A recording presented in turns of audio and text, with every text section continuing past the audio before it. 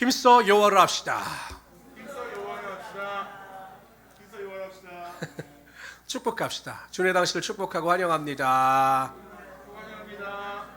환영합니다. 감사합니다. 우리를 축복합시다. 나는 정말로 귀하고 소중한 존재입니다. 나는 정말로 행복한 사람입니다. 믿으시길 바랍니다. 오늘 하나님 말씀을 보도록 하죠. 하나님의 말씀은 고린도전서 10장 31절, 고린도후서 5장 9절입니다. 먼저 우리 고린도전서 10장 31절을 보도록 하겠습니다. 신약 성경 276페이지입니다.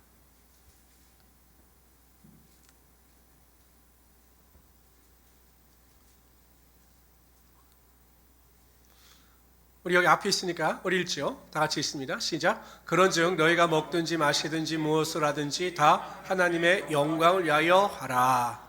아멘. 우리 고린도후서 5장 9절 봅시다. 앞에 봅시다. 아주 친절하십니다. 시작. 그런즉 우리는 몸으로 있든지 떠나든지 주를 기쁘시게 하는 자가 되기를 힘쓰노라. 아멘. 우리 온라인 유튜브로 예배한 우리 성도들에게도 하나님의 축복과 하나님의 임재가 가득하시기를 주님의 이름으로 축원합니다. 저는 오늘 읽어드린 본문 말씀을 가지고 삶의 목적을 분명히 알아야 흔들리지 않는다. 이와 같은 제목으로 하나님의 말씀을 증거하도록 하겠습니다. 직장을 명예퇴직하고 무엇을 할까 고민하던 한 가정의 가장이 평상시에 음식 만드는 것도 좋아하고 또한 요리에도 재질이 있었기 때문에 식당을 개업합니다. 한식 쪽의 식당을 개업합니다. 처음에는 열심히 해서 그런지 손님들도 많았고 또 수입도 괜찮았습니다. 한 1년쯤 지나니까 점점 손님들의 숫자도 줄고 수입도 줄어들면서 마이너스가 되었습니다. 일 때문에 스트레스도 받고 깊은 우울증에 빠져서 불면증으로 인하여 잠을 이루지 못하는 날이 많아지게 됩니다. 그러던 중 친구 하나가 누군가를 소개시켜 주겠다라고 이야기를 합니다. 식당을 해서 크게 성공한 사람인데 아마 만나서 이야기를 하다 보면 큰 도움을 받게 될 것이다 라고 이야기를 했습니다. 그래서 그 식당을 찾아갑니다. 와, 가봤더니 뭐 인산인해입니다. 막 사람들이 웨이팅하면서 기다리면서 음식을 먹을 정도로 엄청나게 장사가 잘 됐습니다. 어느 정도 브레이크 타임이 되었을 때 결국 이 사장님을 만나게 되죠. 근데 여러분 그 사장님이 앉자마자 이 찾아온 분에게 묻는 겁니다. 왜 당신은 식당을 하셨습니까? 식당을 시작하셨습니까? 라고 물었습니다. 그러자 이분이 주저없이 이야기했습니다. 왜냐하면 명예퇴직하고 먹고 살 길이 막막하니까 뭐 한 가지 이유밖에 없지 않습니까? 그래서 말을 합니다. 돈을 벌기 위해서 제가 식당을 했습니다. 이렇게 이야기를 했습니다. 그러자 그 식당이 잘 되는 사장님이 이렇게 이야기합니다. 그래서 장사가 안 되는 겁니다. 음식 장사는 돈을 벌기 위해서 하면 반드시 망하게 되어 있습니다. 라고 이야기를 했습니다. 저는 음식 장사를 하는 이유가 분명합니다. 제 음식을 먹고 행복해 보이는 또한 행복해하는 손님들을 보면서 저도 행복감을 누리기 때문에 제가 음식 장사를 하는 겁니다 라고 이야기를 했습니다. 그래서 저는 재료도 아끼지 않고 새로운 음식, 맛있는 음식을 개발하기 위해서 매일 노력하고 수고를 아끼지 않습니다 라고 이야기를 했습니다.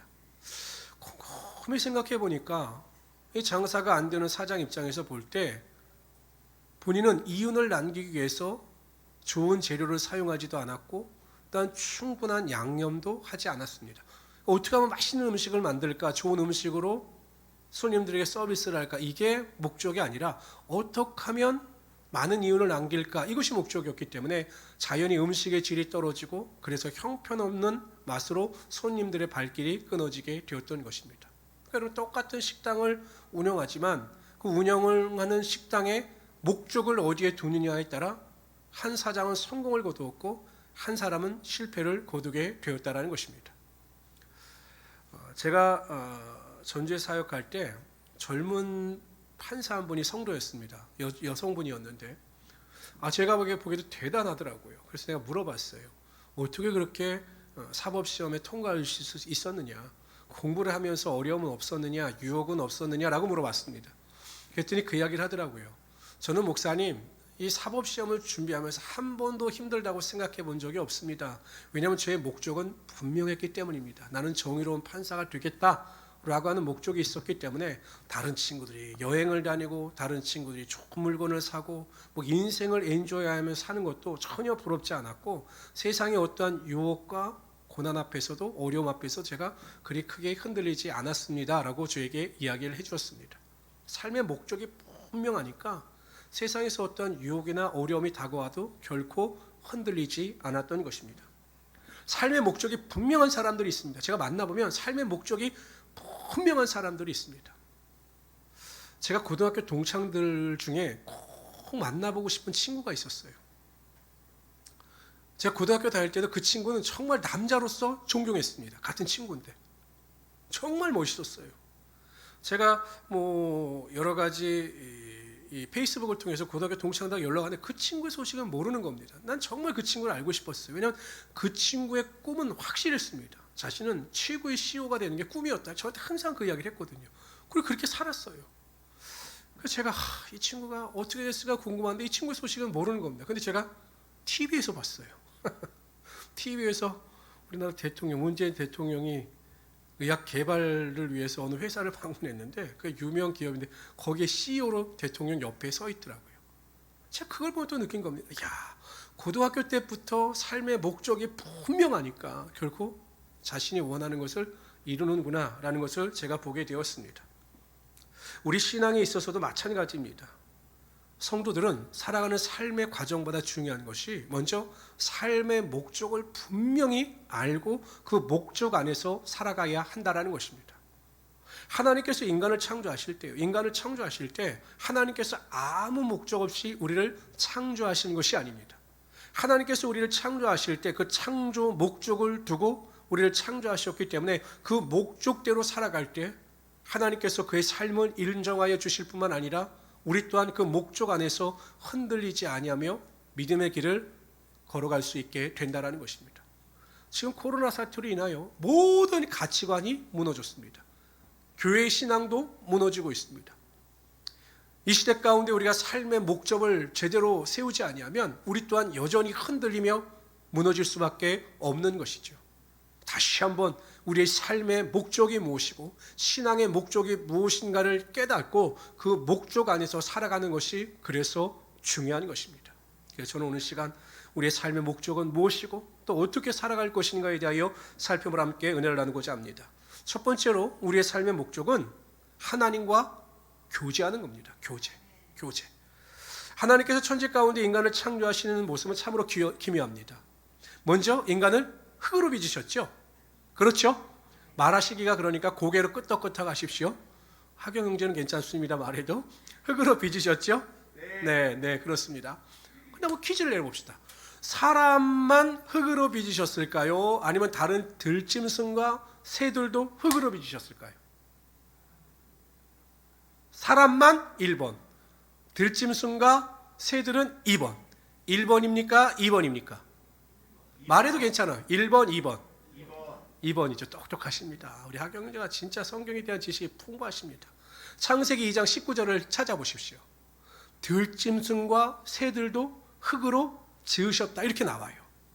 근데 여러분, 들짐승과 새들과 인간의 차이점이 어떻게 나타나느냐? 창세기 2장 7절에 보면 이렇게 나타납니다. 여호와 하나님이 땅의 흙으로 사람을 지으시고, 여기까지는 동물과 똑같죠? 짐승과 똑같죠?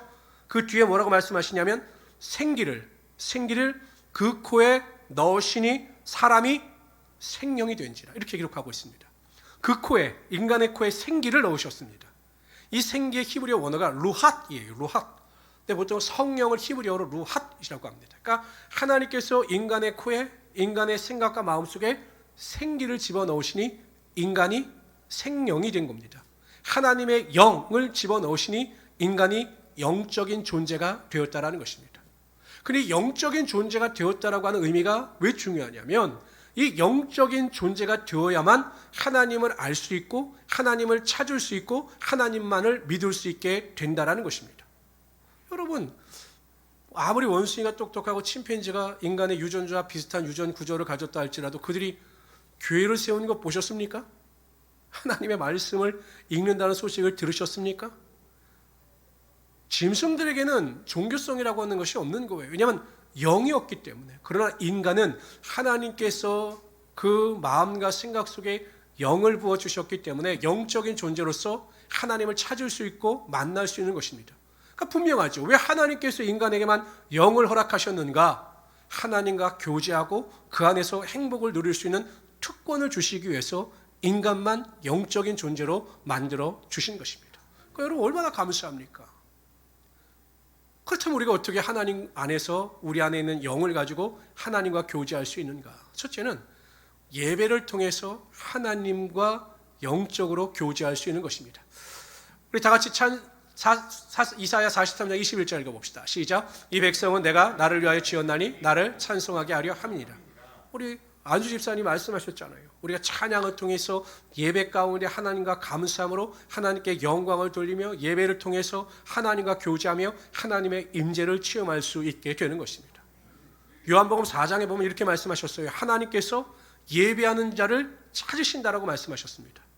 왜 예배하는 자를 찾으실까? 이유는 분명합니다. 예배하는 자들을 찾으시고 그들을 만나주시고 그들과 교제를 통해서 하나님의 은혜와 능력을 부어주시기 위함입니다. 출애굽한 이스라엘 백성들이 애굽에서 노예 생활에서 벗어남으로 하나님과 새로운 관계를 맺습니다. 출애굽기에 보면. 근데 하나님께서 두 가지를 주셔요. 첫째는 하나님의 성막이었고 두 번째는 하나님의 율법이었습니다. 성막을 주신 이유는 하나님께서 그들과 그곳에서 만나 주시겠다라는 것입니다. 하나님께 제사할 때 하나님께서는 그 속죄소에 임재하여 주심으로 이스라엘 백성들과 만나 주시겠다라고 약속하신 것입니다. 하나님은 예배를 통해서 영적인 교제를 나누실 뿐만 아니라 임재를 통해서 하나님의 은혜와 능력이 반드시 우리의 삶 가운데 임하게 하여 주시는 것입니다. 근데 여러분 중요한 게 있어요. 하나님은 예배를 통해서 우리를 만나 주시기를 원하시지만 모든 사람을 다 만나 주시는 것은 아니다라는 것입니다. 우리가 지금 성전에서 혹은 온라인으로 예배를 드리지만 모든 사람들을 다 만나 주시는 것은 아니다라는 것입니다. 이사야서에 보면 하나님께서 이스라엘 백성들을 향해서 이렇게 말씀하셔요. 나인 너희의 재물에 이제 괴롭다라고 말씀하셔요. 왜냐하면 마음이 없는 재물, 하나님을 향한 온전한 믿음이 없는 그 재물, 그 재물로 인해서 오히려 내가 괴롭다 이렇게 말씀하십니다. 그러니까 온전한 예배를 드리지 않는 자들의 예배를 받아주시지 않고 오히려 그것 때문에 하나님은 더 괴로우시다라는 거죠. 창세기에 보면 가인과 아벨의 제사가 나옵니다. 성경은 이렇게 기록하고 있습니다. 다 같이 읽어봅시다. 창세기 4장 3절 5절입니다. 시작. 세월이 지난 후에 가인은 땅의 소산으로 제물을 삼아 여호와께 드렸고 아벨은 자기의 양의 첫 새끼와 그 기름으로 드렸더니 여호와께서 아벨과 그의 제물은 받으셨으나 가인과 그의 제물은 받지 아니하신지라. 여러분 가인은 농사를 짓는 자였기 때문에 땅의 소산으로 하나님께 제물을 드리는 것이 당연했던 것이고 아벨은 목축하는 자였기 때문에 양의 새끼와 그 기름으로 하나님께 제사를 드리는 것이 당연했습니다. 그런데 하나님께서는 가인의 제사는 받아주시지 않으셨어요. 아벨의 제사는 받아주셨습니다. 그 일로 인해서 가인이 분노하죠. 왜 그러셨을까? 형식은 똑같았는데 왜 하나님께서 가인의 제사는 거부하시고 아벨의 제사는 받아주셨을까? 히브리서에 보면 그 정답이 나옵니다. 히브리서는 이렇게 이야기합니다. 다 같이 읽어봅시다. 시작. 믿음으로 아벨은 가인보다 더 나은 제사를 하나님께 드림으로 의로운 자라 하시는 증거를 얻었으니 하나님이 그 예물에 대하여 증거하심이라. 그가 저가 죽었으나 그 믿음으로써 오히려 말하느니라. 그 믿음의 차이였어요. 근데 그 믿음의 차이는 무엇이냐? 하나님께서 예물에 대하여 증거하셨다. 그들의 믿음이 예물에 나타났다라는 것입니다. 어떤 분들은 이렇게 해석을 합니다. 목사님들은 너무 유추적인 해석을 해요. 예수 그리스도의 피를 강조하다 보니까 뭐라고 강조하냐면 아벨은 양의 첫 새끼와 기름으로 드릴 때 동물의 피를 가지고 회개의 제사를 드렸기 때문에 하나님께서 받아주신 것이고 가인은 피 없는 제사를 드렸기 때문에 하나님께서 받아주시지 않았다라고 해석을 합니다.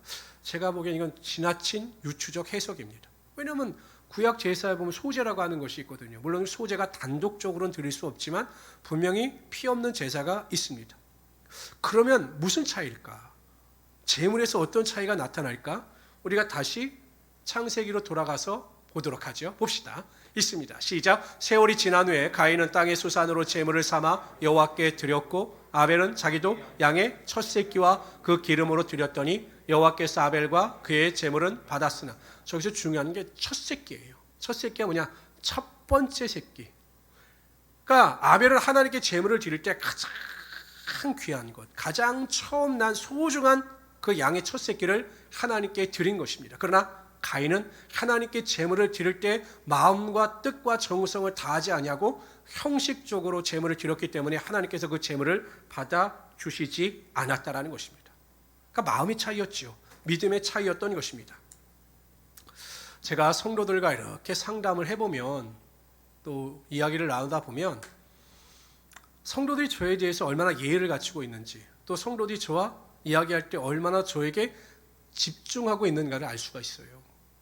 대화를 나눠보면, 상담을 하다 보면 이분이 참 대화에 집중하고 있구나, 정말 대화를 하기 위해서 굉장히 노력하고 있구나 라는 것을 알 수 있습니다. 근데 어떤 성도들은 저와 이렇게 이야기해보면 정신이 딴 데가 있습니다. 정신이, 마음이 딴 데가 있는 것을 제가 보게 돼요. 그럼 제가 생각하죠. 이분은 왜 이렇게 상담을 하고 대화를 나눌 때 마음과 생각이 딴 데가 있으시지? 왜 이렇게 집중하지 못하시지? 이런 생각을 합니다. 인간인 저도 느껴요. 목사인 저도 느낍니다. 근데 여러분, 만물의 주관자이시고 이 세상의 모든 것을 창조하신 하나님께서 여러분들이 예배 드릴 때 여러분들의 예배의 목적과 예배의 모든 태도를 모르시겠느냐라는 것이에요. 근데 여러분, 참으로 아이러니한 것은 우리가 하나님께 드려지는 이 예배가 하나님께서 받아주시지 않음에도 불구하고 이스라엘 백성들처럼 내 예배가 하나님께 상달되었다라고 착각하는 일이 우리의 삶에 비일비재하게 일어나고 있다는 사실입니다. 정말 하나님은 영이십니다. 예배하는 자가 신령과 진정으로 예배합니다. 정성을 다해서 하나님을 예배해야 합니다. 주일 예배뿐만 아니라 주중 예배, 특히 온라인으로 드려지는 예배 가운데 내가 정말 성전에서 온 마음을 다하여 하나님을 예배하듯이 하나님께 예배할 때 하나님은 우리를 만나주시고 그 영적인 교제를 통해서 우리의 삶에 은혜를 부어주시는 것입니다. 그래서 우리 성도님들은 제가 보면 누누이 강조하고 매일 이야기하지만 계속 예배가 무너지고 있습니다. 한국교회 예배가 무너지고 있습니다. 성도들은 아니라고 해도 예배가 계속 무너지고 있습니다. 우린 기도해야 합니다. 하나님이 찾으시는 예배자, 하나님께서 인정하시는 예배자, 하나님을 기쁘시게 하는 예배자가 될 수 있도록 최선을 다해야 합니다. 그럴 때 우리의 예배를 통해서 하나님과 영적인 교제를 나누고 삶의 목적에 부합되는 삶을 살아가심으로 하나님께서 부어주시는 은혜와 능력과 축복을 누리며 살아갈 수 있는 하나님의 귀한 성도들이 되시기를 주님의 이름으로 축원합니다. 그래서 제가 말씀드리는데 이제는 시대의 흐름이 이 언택트 예배, 이 비대면 예배가 이제는 활성화될 수밖에 없습니다. 왜냐하면 이게 1년 이상 계속 지속되어지면 비대면 예배가 아마 이전보단 깊이 자리 잡게 될 것입니다. 우리가 어디에서 예배하든지 물론 이건 중요하지 않아요. 내 개인의 예배의 태도가 중요합니다. 가정에서 예배하든 어디에서 예배하든 정말 최선을 다하여 하나님께 부끄럽지 않은 예배를 드릴 수 있는 하나님의 귀한 성도들이 되시기를 주님의 이름으로 축원합니다. 두 번째로요, 하나님께 쉬지 않고 기도함으로써 우리는 하나님과 영적으로 교제할 수 있는 것입니다. 제가 고등학교, 중고등부 학생들을 상담할 맡아 담당할 때요, 제가 학부모님들과 굉장히 상담을 많이 했습니다. 제가 학교처럼 제가 고등학교도 또 찾아가고 아이들 학교도 막 찾아가면서 이렇게 사역을 했는데 그 학부모님들이 가장 궁금해하는 게 이거예요. 전도사님, 근데 제가 전도사였거든요. 전도사님은 아이들하고 크게 대화를 많이 나눠서 아이들에 대해서 잘 아실 텐데 우리 아이에 대해서 좀 이야기 좀 해주세요. 이런 말씀을 많이 하셨어요. 왜냐하면 제가 이렇게 아이들 학교를 방문하면 아이들을 너무 좋아합니다. 막 가서 쉬는 시간에 먹을 것 먹으면서 점심시간에 막 등나무 밑에서 이야기하면 막 교회에서 하지 않던 이야기를 막 해요. 그래서 제가 아이들에 대해서 정말 잘 알고 있었죠.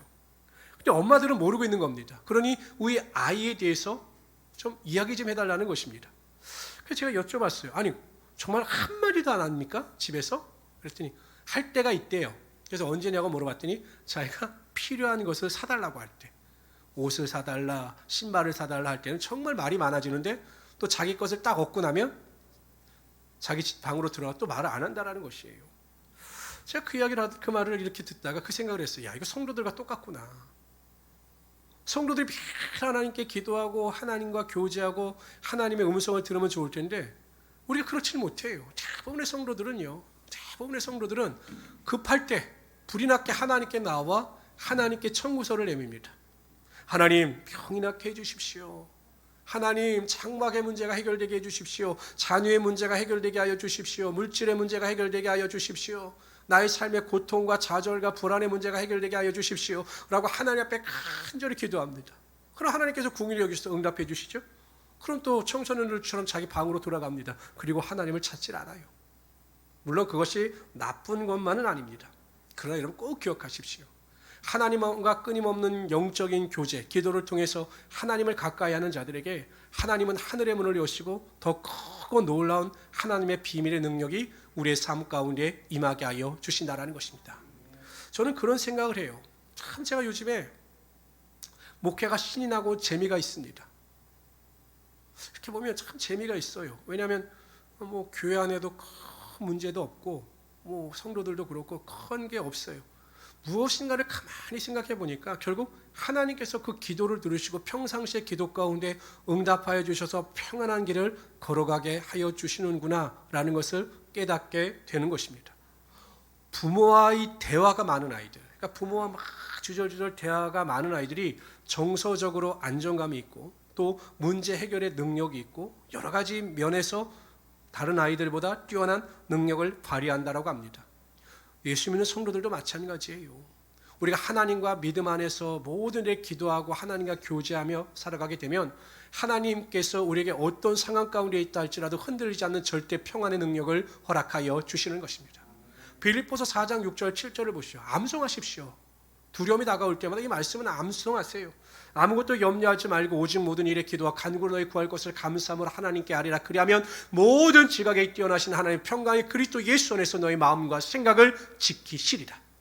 기도하는 자에게 절대 평안의 능력을 주시는 것입니다. 불안하십니까? 기도하지 않기 때문에 불안한 것입니까? 두려우십니까? 기도하지 않기 때문에 두려운 것입니다.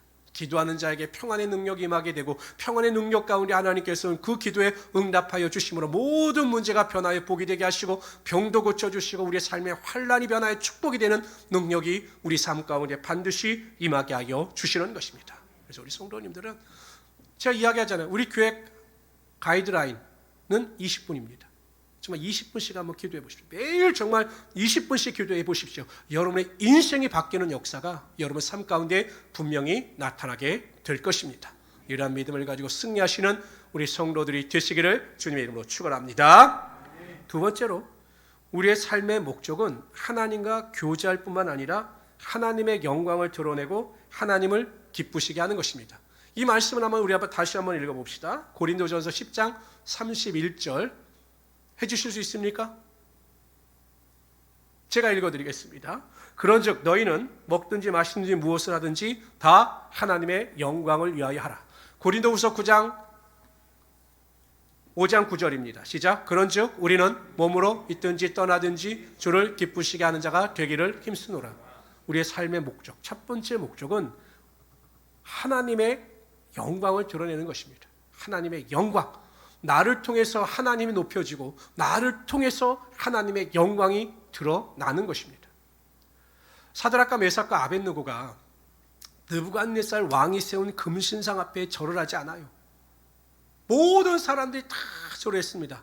모든 신하들도 모든 백성들도 다 그 금신상 앞에 절을 했습니다. 왕의 명령이었기 때문에. 근데 사드락과 메삭과 아벳느고는 하지 않아요. 왜? 우상에게 절을 하지 못하기 때문에. 그래서 느부갓네살 왕 앞에 끌려옵니다. 그랬더니 느부갓네살 왕이 이야기합니다. 너희가 짐짓 그러하였느냐? 그러나 지금이라도 수금과 여러 가지 악기가 울릴 때 내가 세운 금신상 앞에 절하면 좋거니와 너희가 만일 절을 하지 아니하면 내가 너희를 풀무불에 던질 것이다. 과연 내 손에서 너희를 구원할 신이 있겠느냐? 이렇게 이야기합니다. 그러자 사드락과 메삭과 아벳느고가 얼굴색 하나 변하지 않고 이야기합니다. 왕이시여, 우리가 그 일에 대해서는 말할 필요가 없습니다. 하나님께서 우리를 왕의 손에서 건져내실 뿐만 아니라 저 타는 풀무 가운데서도 우리를 반드시 건져내실 것입니다. 그러나 그리 아니하실지라도 우리는 절대로 왕이 세운 근신상 앞에 절하지 않겠습니다 라고 이야기를 합니다.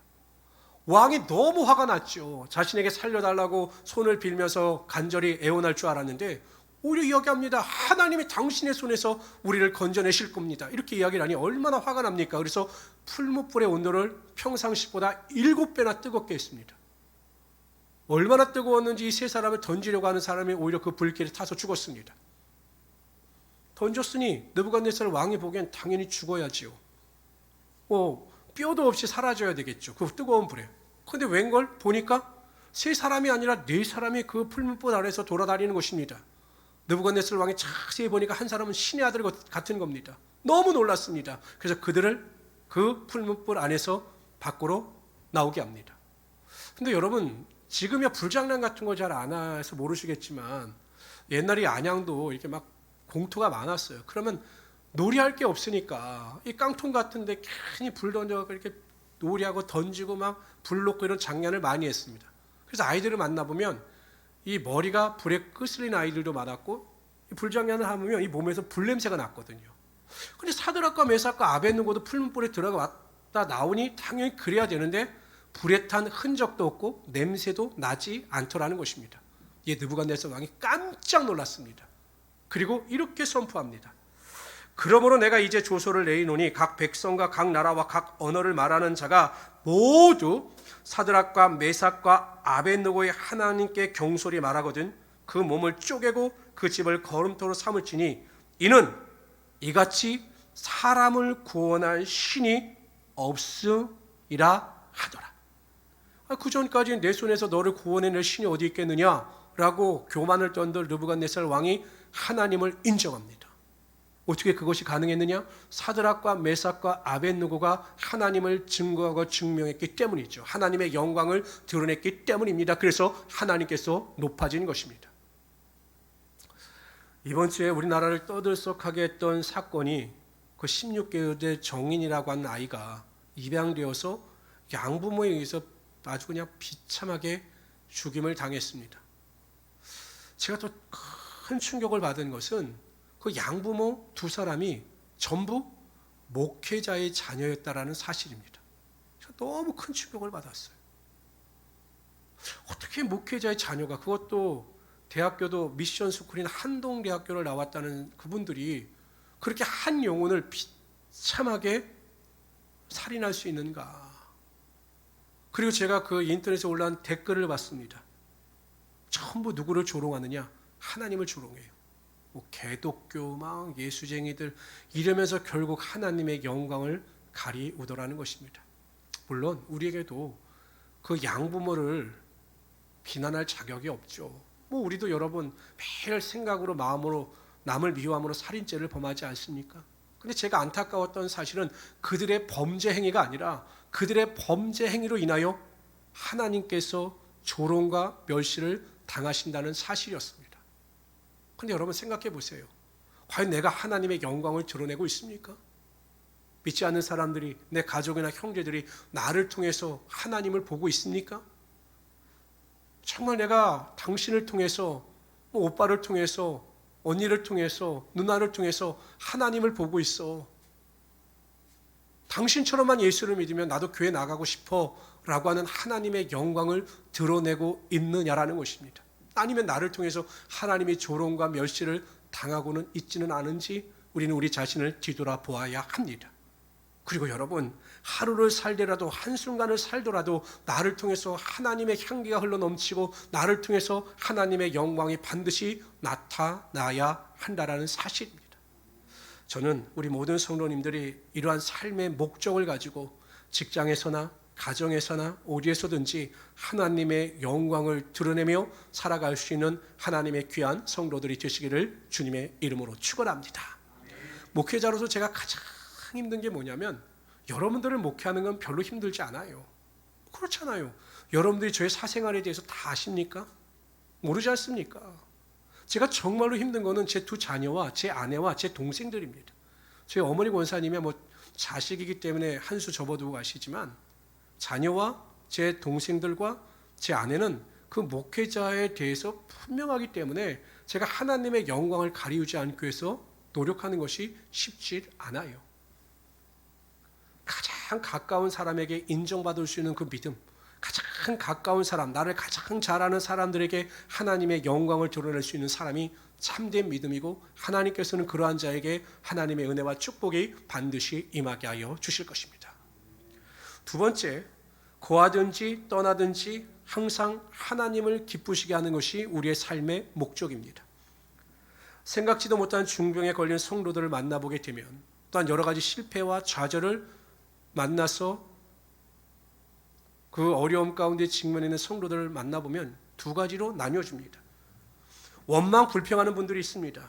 솔직히 이해도 갑니다. 저도 어떨 때는 당황스러울 때가 너무나 많아요. 아니, 저렇게 잘 믿었는데 어떻게 저렇게 열심히 하나님을 위하여 사셨는데 저러한 고난과 환난이 다가오고 저러한 중병에 걸렸는가, 저도 당황하고 참 이해가 되지 않을 상황이 있습니다. 그래, 그 본인이 오죽하겠습니까? 그래서 제가 또 목회자이니까 그렇게 말씀하시죠. 아니, 목사님, 내가 예수를 잘 믿고 하나님을 위하여 열심히 살았는데 왜 저에게 이런 고난이 다가오고 이런 심한 질병과 고통이 다가옵니까? 라고 말하시는 분들도 있습니다. 근데 어떤 분들은 저를 놀랍게 하는 분들이 있어요. 병에 걸리고 실패하고 좌절을 겪은 그분을 만날 때 내가 어떻게 하면 위로할까, 어떻게 하면 저분에게 하나님의 말씀을 증거할까 고민되는 분들도 있습니다. 근데 그분들이 이렇게 이야기를 합니다. 목사님, 오히려 제가 병에 걸려서 쉴 수 있고 더 하나님을 의지할 수 있는 기회가 되었습니다. 목사님, 제가 아파 보니까 십자가에서 달려 돌아가실 때 예수님의 고통을 이해할 수가 있을 것 같습니다. 라고 말씀하시는 분들이 있습니다. 솔직히 그런 분들을 만나면 제가 당황스러웠습니다. 근데 여러분 생각해 보세요. 하나님께서 어떠한 자들을 기뻐 받으시겠느냐라는 것입니다. 원망 불평하는 자들일까요? 고난과 환난과 질병의 고통 속에서도 하나님께 영광을 돌리며 하나님께 찬양을 돌리는 자일까요? 명확하지 않습니까? 아무리 어려워도 하나님을 찬양하고 하나님께 감사하는 자를 하나님께서 기뻐 받아 주신다라는 것입니다. 그럼 하나님을 어떻게 우리가 기뻐할 수 있을까? 하시게 하며 살아갈 수 있을까? 하나님을 기쁘시게 하며 살아갈 수 있을까? 성경에 나와 있습니다. 제가 몇 가지만 말씀드리죠. 거룩하게 사는 것, 이것은 하나님을 기쁘시게 할 수 있습니다. 가족 간에, 성도 간에 화목을 이루며 살아가는 것, 이것 하나님께서 기뻐하시는 일입니다. 전도하며 영혼을 구원하여 하나님께로 인도하는 것, 이거 하나님께서 기뻐하시는 일입니다. 항상 기뻐하는 것, 범사에 감사하는 것, 하나님의 말씀에 절대적으로 순종하는 것, 이거 다 하나님께서 기뻐하시는 일입니다. 그런데 여러분, 제가 자세히 설명을 드리지 아니하여도 영적으로 깨어있는 자들은 분명히 압니다. 하나님께서 기뻐하시는 일이 무엇이며 하나님께서 기뻐하시지 않는 일이 무엇인가를 분명히 알게 되어 있습니다. 아이들 보세요, 여러분. 자기들이 잘못하면 자기들이 뭘 잘못했는지 알기 때문에 부모의 눈치를 봅니다. 아무리 어린 아이들이 할지라도 알아요. 근데 예수를 믿는 우리들이 모를까요? 다만 하나님의 기쁘신 뜻을 무시하기 때문에, 기쁘신 뜻을 알기를 원치 않기 때문에 우리가 그렇게 살지 못하는 것이지, 하나님께서 기뻐하시는 분명한 일은 우리가 알 수밖에 없습니다. 살아도 주를 위하여 살고 죽어도 주를 위하여 사심으로 하나님을 기쁘시게 하는 일에 최선을 다하며 살아갈 수 있는 하나님의 귀한 성도들이 되시기를 주님의 이름으로 축원합니다. 그러면 하나님을 기쁘시게 하는 자들에게 여러분의 삶에 하나님이 주시는 온전한 기쁨이 반드시 흘러 넘치게 하여 주실 것입니다. 초대교회 성도들은 복음을 증거하다가 사도행전에 보면 매를 맞고 옥에 갇히기도 하였습니다. 여러분 한번 생각해 보세요. 매일 고통과 고난의 연속입니다. 복음을 증거하기만 하면 고난이 다가오고 환난이 다가오고 핍박이 다가옵니다. 복음을 증거하기만 하면 감옥에 갇힙니다. 눈을 뜨는 것이 두려울 수도 있지 않겠습니까? 근데 여러분 사도행전 5장 41절에 보면 그들이 매를 맞고 풀려났을 때의 반응에 대해서 이렇게 기록합니다. 사도들은 그 이름을 위하여, 그 이름이 예수 그리스도의 이름입니다. 예수 그리스도의 이름을 위하여 능욕받는 일에 합당한 자로 여기심을 기뻐했다. 무슨 의미입니까? 자신들이 예수의 이름으로 고난받는 것이 삶의 목적이고 사명자의 목적인 것을 깨닫고 기뻐했다라는 것입니다. 삶의 목적에 부합되는 삶을 살아가고 있기 때문에 기뻐했다라고 기록하고 있는 것입니다. 성도 여러분, 우리가 하나님의 삶의 목적에 부합되는 삶을 살아가면 세상이 어떠하든지 나의 삶의 환경이 어떠하든지 흔들리지 않아요. 삶의 목적에 부합되는 삶을 살아가면 하나님이 주시는 기쁨이 있고 하나님이 주시는 소망이 있기 때문입니다. 내가 다른 사람들보다 궁핍하고 다른 사람들보다 어려웠고 다른 사람들보다 건강하지 못해도 내 자녀들이 믿지 않는 자녀들보다 정말 세상에 성공을 거두지 못해도 하나님이 주시는 절대적인 평안과 기쁨이 있기 때문에 행복한 삶을 살아갈 수 있게 되는 것입니다. 그래서 여러분, 세상에 기웃기웃대지 마시고 세상 것을 탐하지 마시고 성경이 말씀하시는 우리의 삶의 목적을 분명히 깨닫고 다시 한번 목적 안에서 우리의 삶을 다듬으면서 인생의 길을 걸어갈 수 있는 하나님의 귀한 성도들이 되시기를 주님의 이름으로 축원합니다. 첫 번째, 하나님과 교제하십시오. 매일 예배를 통해서 말씀을 통해서 하나님과 교제하시고 예배 가운데 하나님의 임재와 능력을 체험하시며 하나님이 주시는 소망을 가지고 살아갈 수 있기를 바랍니다. 두 번째, 항상 하나님께 영광을 돌리십시오. 말 한마디를 하든 행동 하나하나를 하든 나의 만족과 기쁨이 아니라 하나님의 영광과 기쁨이 될 수 있도록 최선을 다하며 살아갈 수 있는 하나님의 귀한 성도들이 되시기를 주님의 이름으로 축원합니다. 기도합시다.